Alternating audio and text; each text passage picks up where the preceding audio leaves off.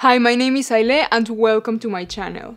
On this video I'm gonna share with you a technique that I've been developing over the last few months that has really helped me finish more music.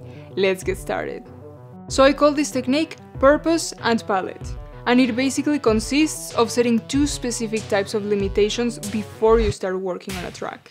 You've probably heard before how the endless options we have available today are actually hurting our productivity and how setting limitations can help you finish projects. That concept made a lot of sense to me, but it wasn't until I started working on several projects with strict deadlines that I understood how to apply it successfully. The first set of limitations that we are going to be setting are the purpose. Ask yourself, what is this track for? Are there any requirements that it needs to fulfill musically or technically?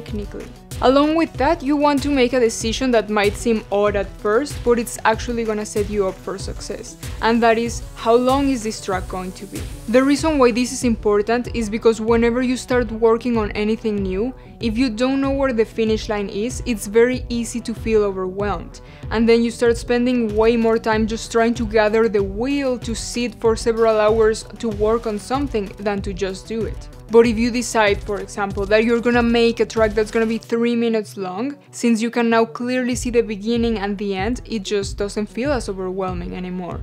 At this point, you want to eliminate all the initial decisions from the process that may lead you to overthinking.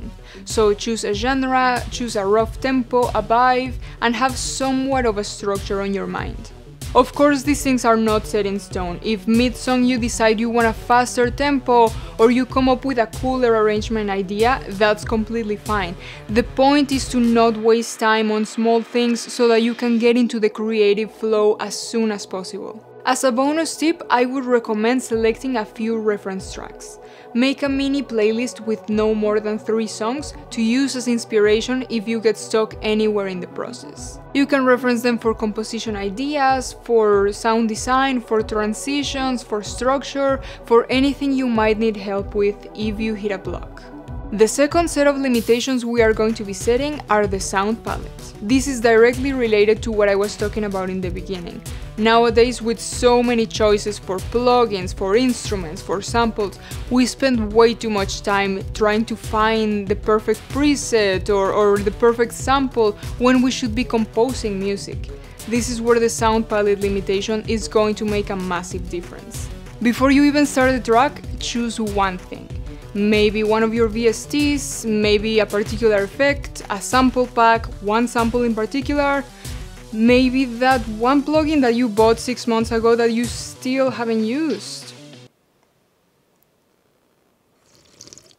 Okay, we're all guilty of that, let's be honest. My point is, if you choose one thing to be the centerpiece of your production, it eliminates a lot of unnecessary choices. You can apply the same concept to your songwriting by basing your composition around one particular instrument or one particular tuning or one particular effect. That doesn't mean you can't use anything else, but try to get the most you possibly can from that one thing.